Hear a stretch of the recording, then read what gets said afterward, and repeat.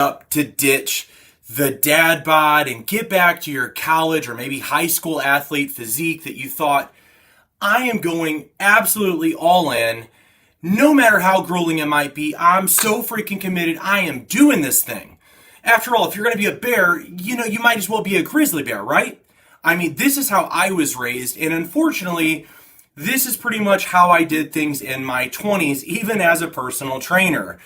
And the thing is, I was so gung-ho about getting my body into the best possible shape, to overcome the insecurities that I had, and that kind of that driving internal force that says, if I would just be leaner with more muscle, I would finally feel more like myself, and I would have the body that in my mind kind of represents who I feel like I am. So unfortunately, I found myself eating dried out baked chicken, dusted with spices, like that somehow made it more edible. And I found myself just eating clean so often, more or less eating the bodybuilder style diet, and training so hard that I actually became jealous of the people in line at a Taco Bell near my house about maybe my 5th or 6th year as a personal trainer. And I know a lot of people are not honest about this stuff, but I just want to be real. I remember driving home from work as a trainer, and I think at the time we even owned our own personal training studio. And I was lean. I had built a decent physique, but I remember driving home and I looked over. It was to my right, and I saw the Taco Bell line, and it was it's pretty packed, and it was just people just doing their thing. And they were driving through. Now, again, you may hate Taco Bell. I mean, it's not great quality food, but I like the place. And more than anything is whenever it's off limits, you just want it that much more. And so I remember just, looking over at that line over next to me, and I'm driving and I'm like at the stoplight and I'm looking over going, gosh, man, some days I would rather just be out of shape and enjoy food in my life again more than what I've got right now. And it's when it hit me. Something had to give.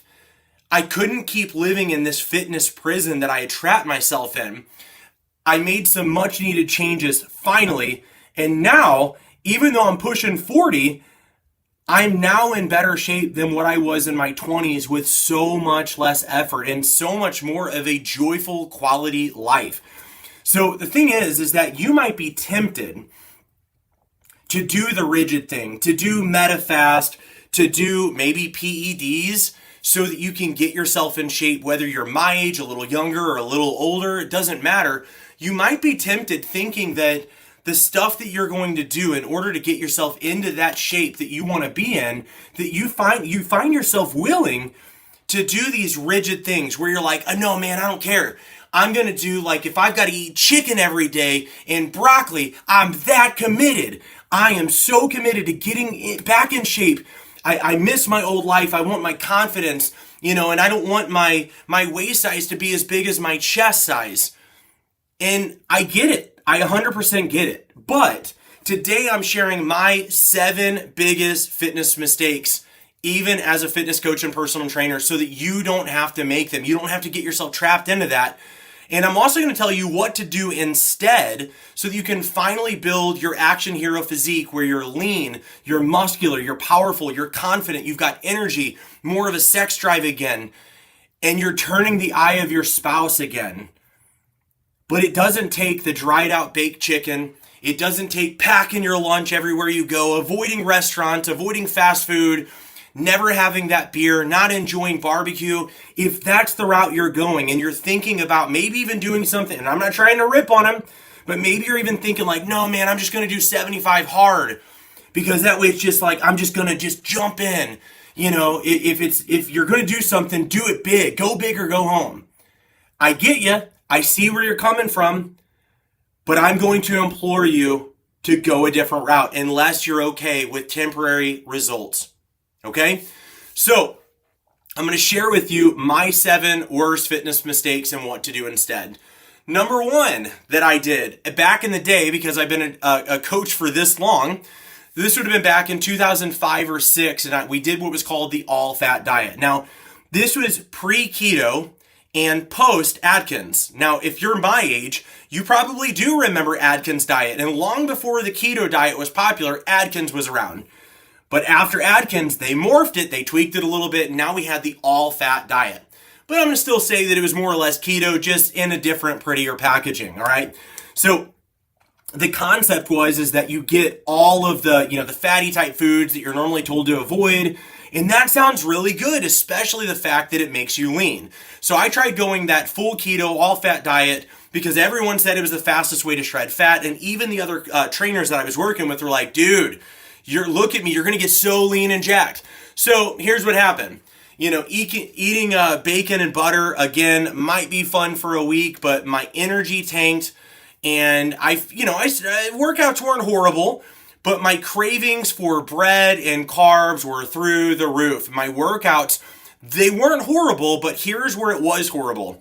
I remember walking into, I believe it was on a Wednesday night, might have been a Friday, but it was a special event that was going on in my church. And, I think at the time I'm like 20 or 21. And I remember some of the guys that used to ask me, man, what do you do to put on size? And what do you do for muscle and blah, blah, blah. They weren't trying to be offensive, but man, I was definitely offended. I was hurt because they were like, hey man, jaw's looking chiseled. Awesome. Are you still working out though? And I was just like, just stab me right in the gut. And it just was so devastating because as much as I wanted to be lean, leanness wasn't really my problem before then. Gaining muscle was. And now I'm just like, oh man, I gained so much muscle that I gained body fat because I didn't know what the flip I was doing. And now I had this body fat. So I go on this diet thinking that it's going to keep my muscle and I'm going to get lean and jacked. And all it did was make me lean and I lost the muscle that I had. And now I'm sure some people are going, oh, it's because you didn't do X, Y, Z, whatever. Bottom line is, I did this diet and it freaking sucked. It didn't make me look like I wanted to. Sure, I had some vascularity. Sure, I was lean. But I lost the muscle that I had. I wasn't getting good pumps in my workouts. I didn't feel like working out. And more than anything, I was craving bread. I was craving candy. I was craving anything. And I'm sick of people saying like, oh, if you did it right, you wouldn't have those cravings. Bull crap. If that wasn't the case, then how come every time I run into people on keto or whatever, they'll tell me how much they lost. And then I'm like, well, if it works so well, how come you're not still on it? And then I see the look. And they're like, well, you know how it goes. Like, you just start wanting bread. So what'd you do? Well, I started eating bread. And then what happened? Well, I started gaining again. So would you say by that definition it didn't work? Well, I guess if you say it that way, well, what other way is it put it? I'm looking for a long-term permanent solution. I tried this. I lose my muscle. I don't feel good. My workouts suck. And people are asking me if I freaking still work out. I'd say that's not a success for me. So what was the lesson learned? Well, balance and actually enjoying food was way better and more important to me than just having all the bacon I wanted. All right. I remember going to Jack in the Box at the time because again, you're like, oh, I can eat whatever I want to, and I don't have to count anything. I don't have to track anything. So long as I don't have carbs, I'm fine. So my brother and I, we go into Jack in the Box, and based on these other trainers that are kind of leading us as like a blind leading the blind, we're ordering these like jumbo jack burgers, and you take off the bun, and you're like, let me just tell you something.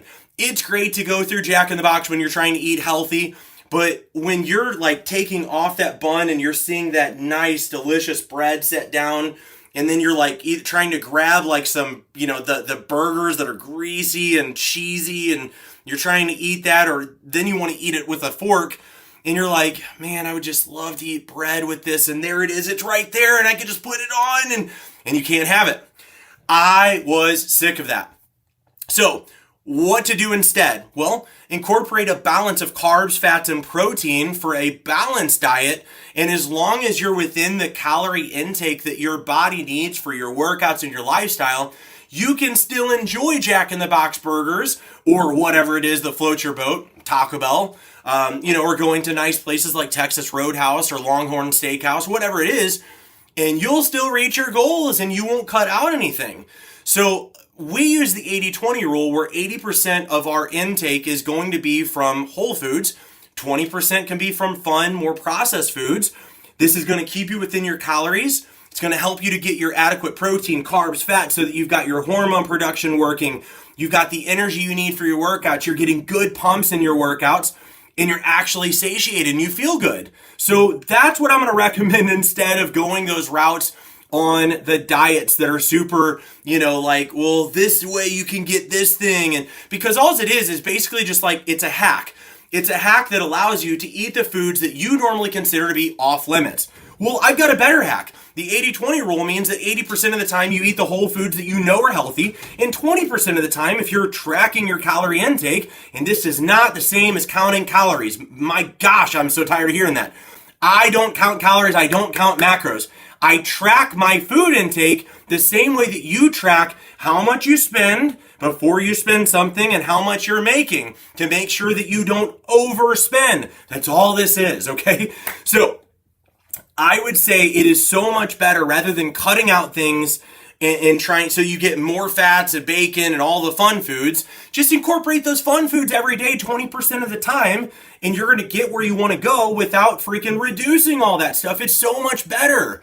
So let me know, have you tried this before? Have you tried the all-fat diet, keto diet, or any other weird hacks so that you can get your fun foods? Maybe you've even taken like the Nutrisystem MetaFast shakes, because if you stick with your shakes and it's going to leave you more calorie room for elsewhere. Maybe you've done that. I don't know. Let me know in the comments below. But what I can tell you is that this is not your long-term sustainable way if you're like me and you love food. And I love food. I don't mind working out, but I don't want to spend a ton of time in the gym. I want to work out, have a good life, and I don't want fitness to be at the center of my life.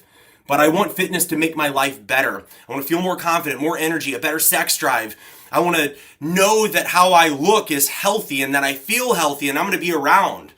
That's what I want. So the second mistake that I made, excessive workouts. I was addicted. So I started right before high school working out, and I knew nothing about nutrition at that time. So I became so addicted to working out. And it wasn't because I enjoyed the workouts. It was because I got the progress from working out. And I thought, because again, I had an addict's mindset, if some is good, more must be better.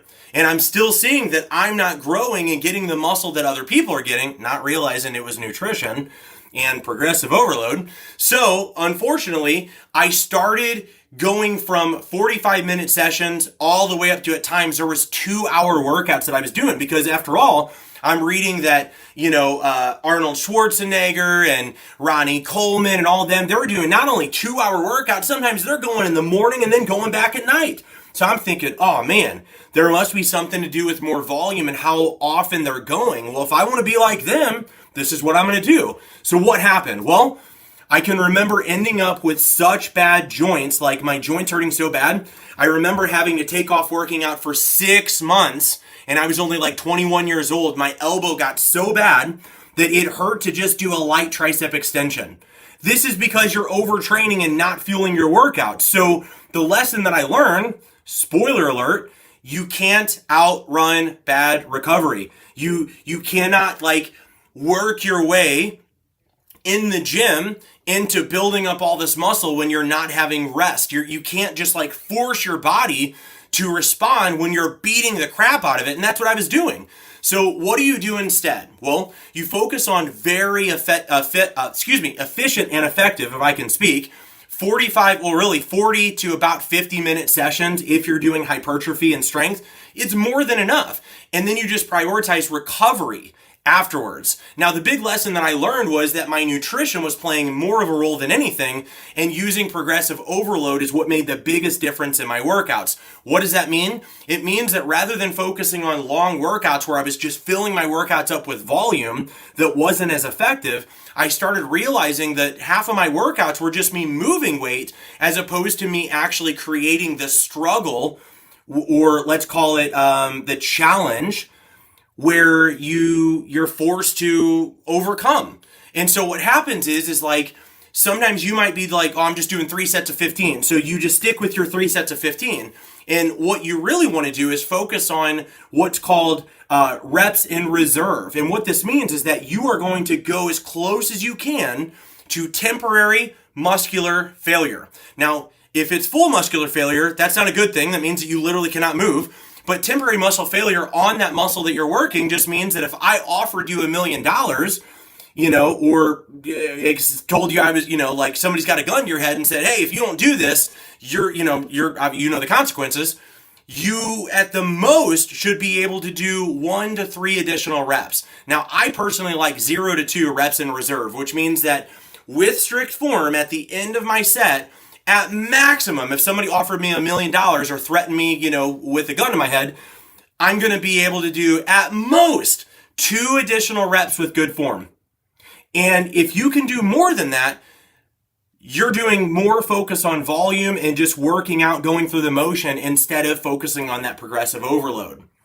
And had I known that back then, my workouts would have gotten so much shorter because honestly, even here after this workout, I'm going to go do a workout and my workout will probably be right around 40 to 45 minutes. And I'll work hard, but if you can't get your stuff done in under an hour, you're probably not doing it the right way. You're not getting enough of the progressive overload focus. You're not focusing enough on time and retention. You might be using too light of weight or not strict enough form. Whatever it might be, if you focus on progressive overload instead of doing like I did, where you just keep on making longer workouts or going more often, you're going to get much better results without all the joint issues that I got. Okay? All right, that's number 2. Number 3 is strict eating with cheat days. Oh, gosh, man. I even had clients do this. I'm embarrassed to say that I had clients doing cheat days and cheat meals. And the whole thing is that I used to think, be perfect Monday through Friday and then just kind of let loose on a cheat day. Because if you're doing so good during the week, it's not going to matter, what you do.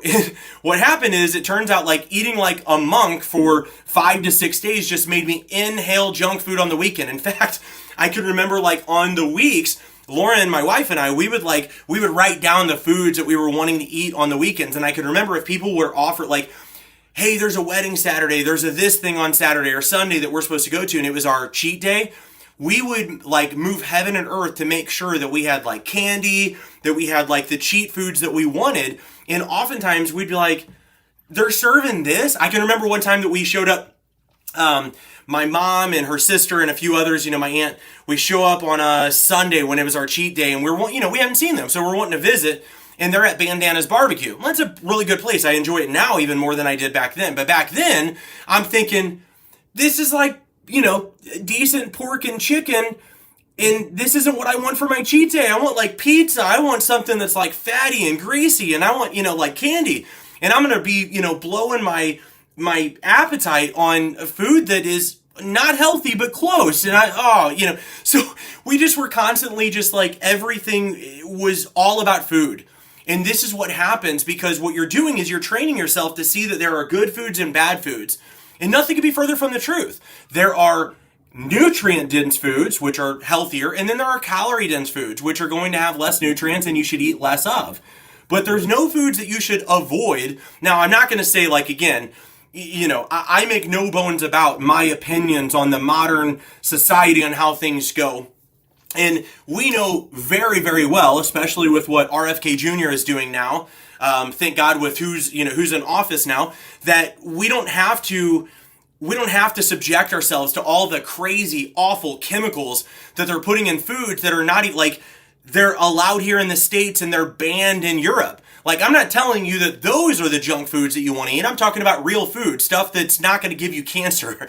But my point is with this is that if you go to this extreme where you see foods as good or bad, and again, the bad foods, those foods I don't even consider foods, okay? The red dyes and the yellow dyes and all that stuff and all the inflammatory stuff that we know is not even legal in other countries. I'm not talking about that. But what I am talking about is your typical junk food that most people demonize. I'm not going to demonize sugar. I'm going to demonize modern sugar. You want real cane sugar if you want to do sugary foods. And again, as long as you limit yourself, you don't have to avoid this stuff. I don't. If I want a beer or if I want a glass of wine or chocolate, I love ice cream. I do pizza.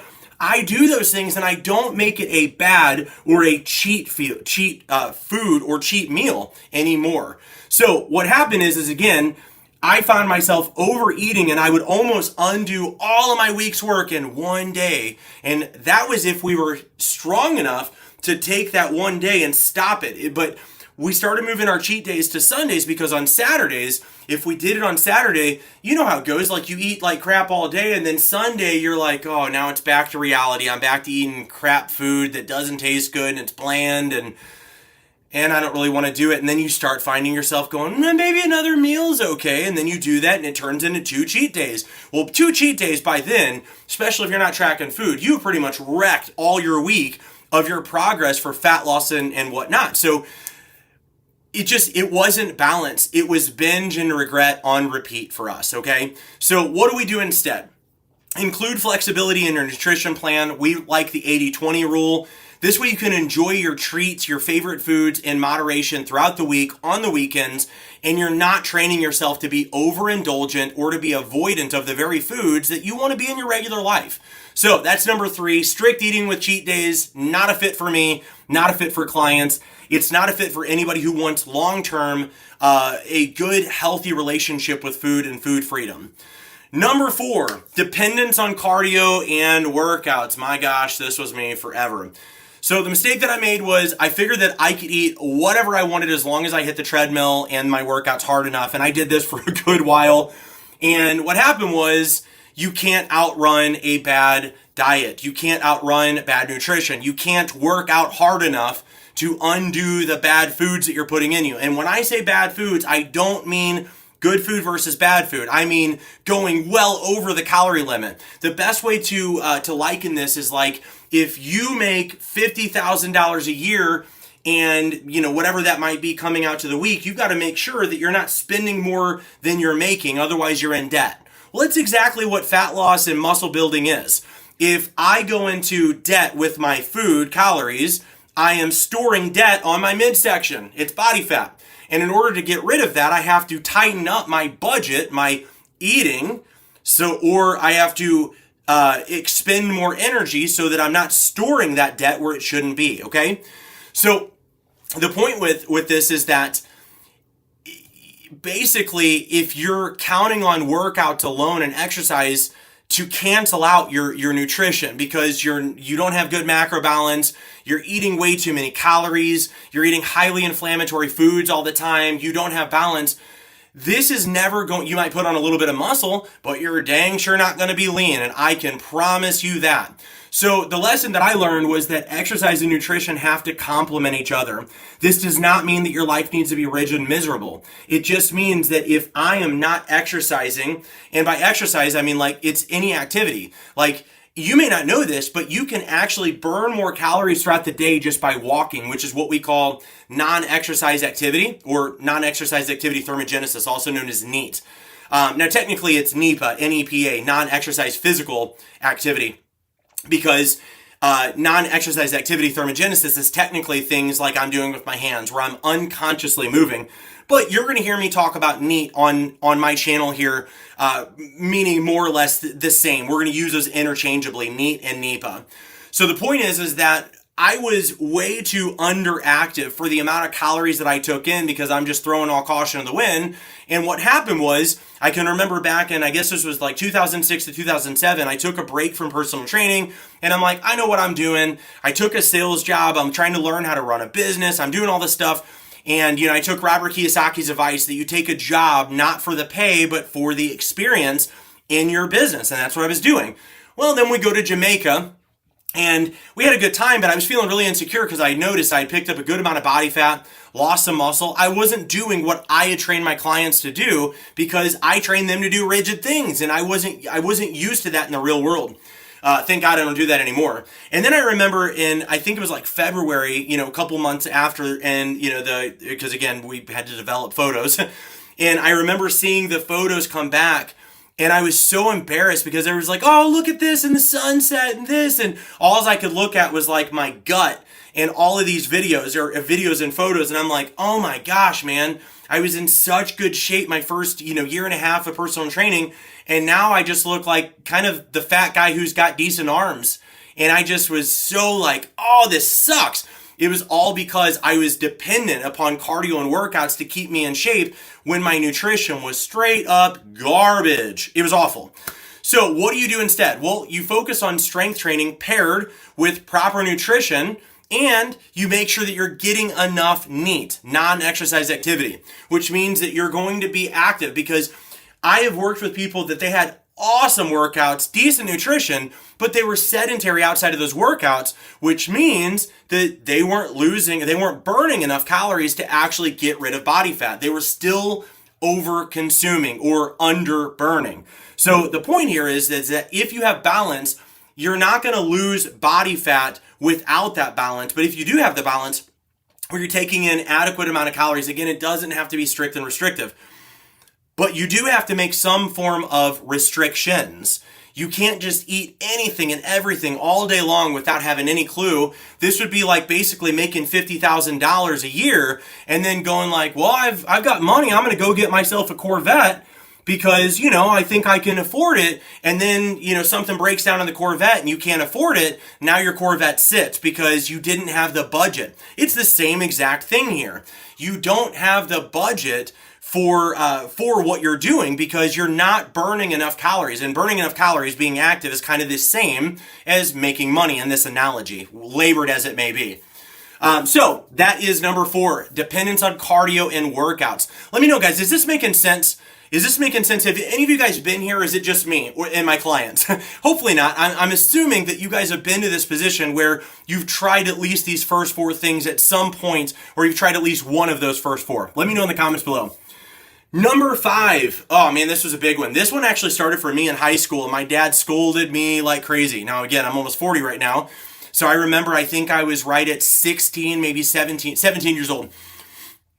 And my mistake is that I used to believe missing one workout would destroy my progress, not just for fat. I wasn't overweight in high school. I was skinny fat before I started working out. But the skinny part is the part where my insecurities were immense.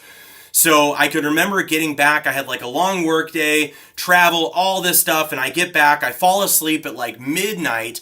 And then at 2 a.m, I wake up frazzled. I mean, this is crazy. And I'm like, oh crap, I didn't work out today and I'm supposed to. At the time I was doing, I think, like Monday, Tuesday, Thursday, Friday, or Monday, Wednesday, Friday, every other week. And I get up and I'm like frazzled. I run in there to the weight room inside of my basement at the time. And I'm trying to be quiet because it's 3 a.m, nearly. And I'm working out, clanking weights. And my dad, fortunately didn't have to work the next day, but he was not too happy. And he opens the door. He's like, what the flip are you doing? I'm like, I'm working out. I missed my workout. And he comes down and he was just like, look, I'm all about this. I'm the one who got you into fitness and all this. I'm so glad that you're taking it seriously. You look great. You're doing awesome. I'm proud of you. But let me tell you something. If you're going to be this obsessed where you're afraid to miss one dang workout because you're busy, I will throw every one of these weights outside. I'll sell it all. And I was like, no, okay. I'll get it dialed in. And I was, I knew that was like my come to Jesus moment where I needed to tighten things up on my structure and to not be such a hippie about how I was doing things. And I also needed to not put so much stock into working out at all. So what happened was, again, I'd stick to the gym, sick, tired, injured, whatever, because I thought rest was not going to help me. I thought it was going to lead to declines in my results. And I was so insecure based on that I thought it was just like going to make me feel even more secure. Okay. So the good news is that rest is actually where the muscle grows. All right. So I didn't realize that until much later. And I realized if you hit it, leave it, hit it hard in the gym and take off. Otherwise, you're going to get, damage to the joints and your muscles won't be able to repair and they won't grow like you want it to. Thank God, as I became a personal trainer, I started learning that stuff and I was able to check that at the door. So what do I want you to do instead? Well, I want you to listen to your body and prioritize rest days when needed so you can recover and build. And the way that to make sure that you can recover properly is to make sure that 3 to 4 times a week, you schedule your workouts. You make sure you're not trying to fit them in at the end of your day like I was doing then, because sometimes you realize, oh man, I don't have enough time. You run out of time because you didn't prioritize that workout because you're just kind of flying by the seat of your pants like I did. So I had this like juxtaposition where I'm flying by the seat of my pants, but yet highly insecure and worried about missing a workout. Well, those two don't coalesce very well at all, do they? So for me, I realized like, all right, my dad's right. I don't necessarily have to be, totally rigid, but I do need to create some structure. Otherwise, this is what I'm looking at. And do I care? Yeah, I care. I want to be in the best shape of my life because I've been out of shape so bad that I felt so insecure. Maybe you've been there too. Maybe you're there now.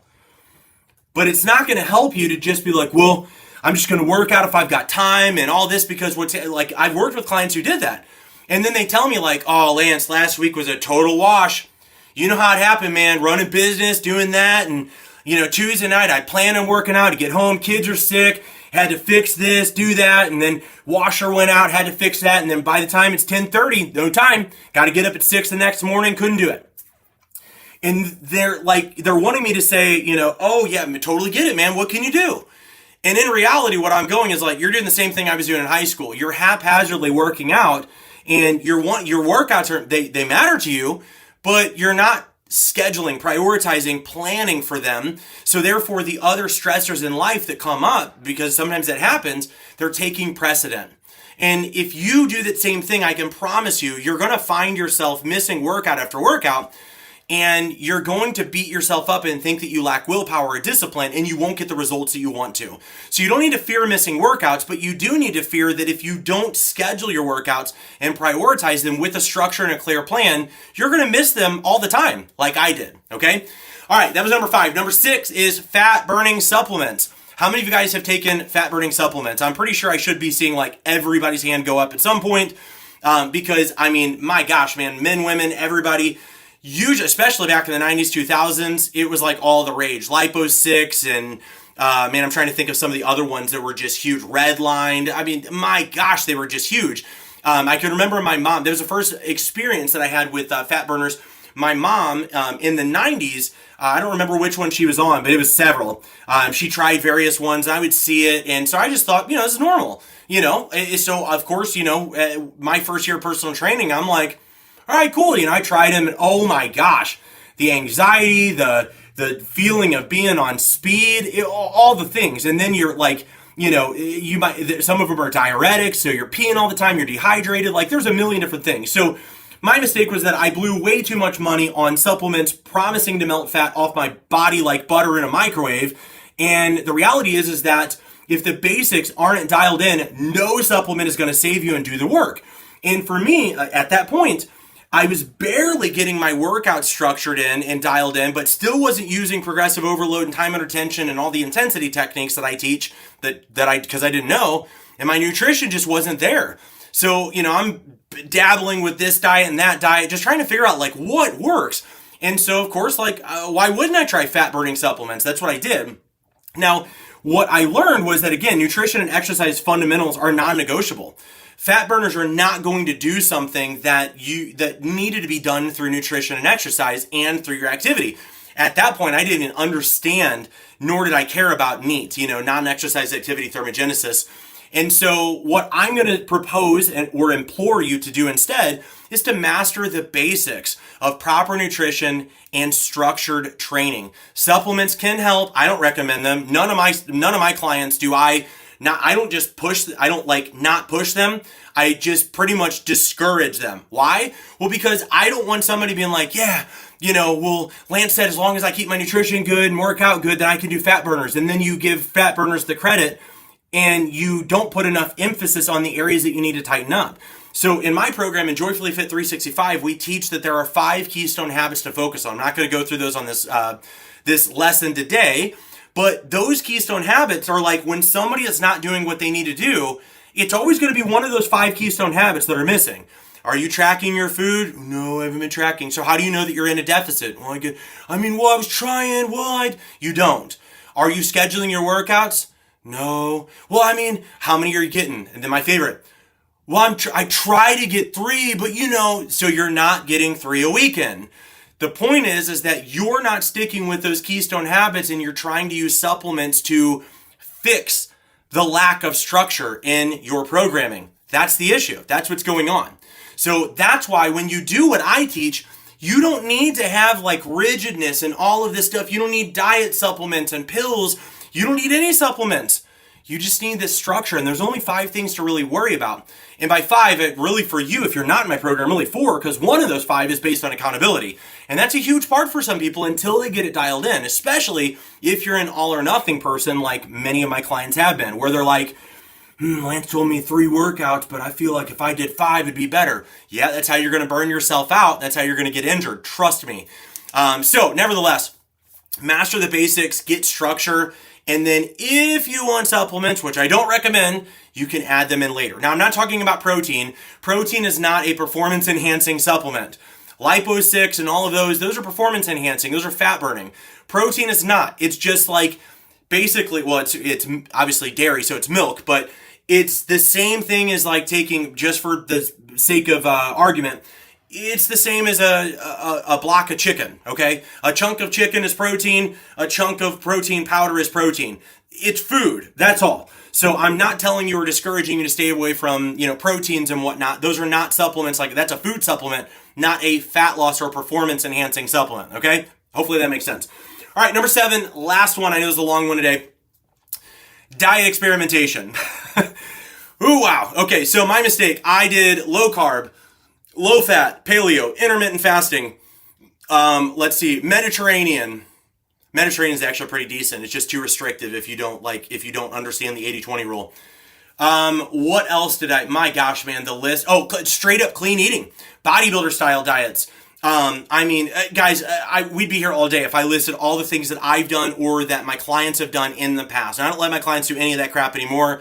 But what happened is that each one taught me that the perfect diet is the one that works best for you and that doesn't feel like punishment and that you can see yourself doing long term. So here's my rule when it comes to diet, nutrition, experimentation, whatever we want to call this. If you go on something, 75 hard, paleo, keto, any of these things where you're like, yeah, man, I'm going to do this, I'm going to drop the weight, and then after that, I'm going to go back to normal. If you're using phrases like go back to normal, that means that what you're doing on, by definition, is abnormal, okay? The prefix of ab means to undo. It is anti, it is not normal, okay? So, that probably means that what you're doing, being that it is not normal and you're looking forward to going back to normal, you can almost count on the fact that you won't stick with this long term. What does that mean if you don't stick with the long term?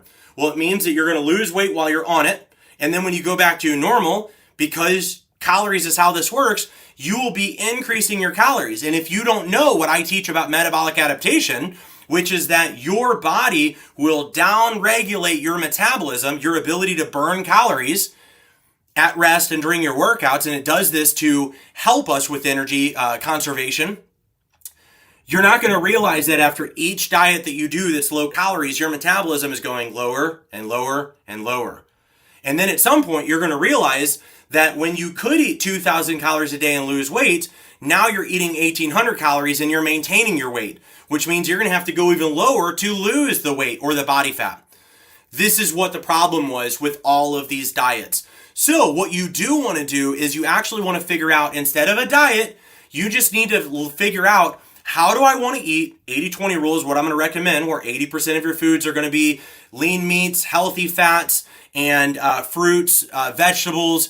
Now, when it comes to carbs, I don't tell people to avoid bread or tortillas or rice or any of that stuff. I don't tell anybody to do that. But what I do tell them and teach is how to use the glycemic index to make sure that the carbs that you're getting are not creating these glucose spikes, which leads to insulin resistance over time.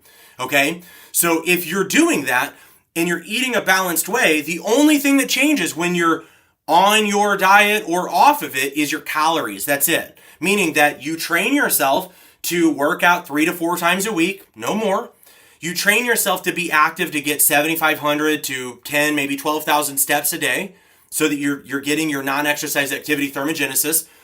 And then you train yourself to eat 80% of your foods are whole foods, 20% are fun foods, Burger King, shakes, beer, wine, whatever it is. But if you go more than that 20%, you're out of whack. And then what happens is, in a cutting phase, which is for fat loss, you have less calories, fewer calories. When you're done with your fat loss phase, you don't go off of your eating style. You're on it, but now you get more of it. You get more calories. I teach how to do reverse dieting in my Joyfully Fit 365 program. You might also know this if you're a male as lean bulking. But there's a systematic, incremental way to do this. And if you do this, your metabolism starts gaining again. You get more food, more calories, and now you're maintaining your healthy body fat with higher calories, more freedom, and you've trained yourself to eat the 80-20 rule, which means that you do the same thing 365 days a year. What does that mean? You lose body fat and build muscle, and once you get there, you maintain it, and then you're able to build slow, lean muscle all years. My last multiple years have been me just focusing on dialing in those things, increasing strength. Now for me, I've had to fix like my shoulder, low back, all these different things. Sitting at a desk is not good for me. So I, stand, but being stationary, not good. And you can round your shoulders, hurt your hips and all these different things. So I've had to put some of the muscle building on hold the last 2 years. So unfortunately with that, I've had to change that, but nothing else has changed, okay? I just adjust my calories lower or higher based on my goals, and you can do that same thing. Now the cool thing is that sustainability always beats extremes every single time. This is why I keep in shape even at 39 years old, where I used to struggle in my 20s, okay? So what do? You want to find a sustainable eating plan, structured like what I'm describing, and it should fit your lifestyle 365 days a year and your preferences for food. If you're a foodie like me, you don't need to go on a diet. It's not going to work for you, and it's dang sure not going to work long term, all right? Can I get an amen? All right, guys, let me know if this is all making sense. The very last thing is that if any of these mistakes sound familiar, you're not alone. I've been there. I've tried it, done it. I've made all the mistakes. I know how frustrating it can be. But here is the good news. You don't have to go through the same trial and error over and over again. You don't have to repeat all of my mistakes. I've created a free, it's called a weight loss unblocker quiz. I don't specialize anymore in just straight weight loss, but most of you guys, you're carrying body fat and you're wanting to build muscle. And so many times I get guys asking me, hey man, I'm carrying extra body fat, but I really hate how my arms and chest look. I loved how I looked in high school. I would just feel better if I just had thicker arms and chest. It would make my waist look smaller. I get you. I hear you. But you're really just prolonging the inevitable. You need to lose the body fat first and then put on muscle. Otherwise, you might gain 30 pounds while you're in that muscle building phase, and then you've got to cut all that off plus what you're carrying right now. Or you do it my way, which is what I teach. And I'll be honest with you and tell you, the very first one that taught me that how I was doing it was wrong, where you're trying to build muscle before you lose fat, was Lou Ferrigno in his book. And I read it at 18 years old. And his book talked about that. And I'll tell you what, man, that's actually a sharp guy. And I remember reading that. And then later when I took my nutrition certification to become a nutrition specialist, they taught me the same thing, which is lean up and then focus on reverse dieting to build on muscle, and your metabolism will catch up with the increase in calories, and you will burn the excess calories that you can't use for muscle. What a freaking concept. It's amazing, okay? So this weight loss unblocker quiz, it's going to help you identify what's actually holding you back from achieving your fitness goals, okay? You're going to get a personalized report with it, and it's going to give you actionable steps based on your life, your body, your struggles, your goals to get you on the right path. So you can go ahead and click the link, take the quiz below. The link is right below, or you can just go ahead and comment quiz or fat loss quiz, whatever you want to do. Let's get you moving towards the action hero physique without all the mistakes that I made. So I know that this quiz will help you. Just remember, transforming your body doesn't have to be a miserable, rigid, all-consuming task, okay?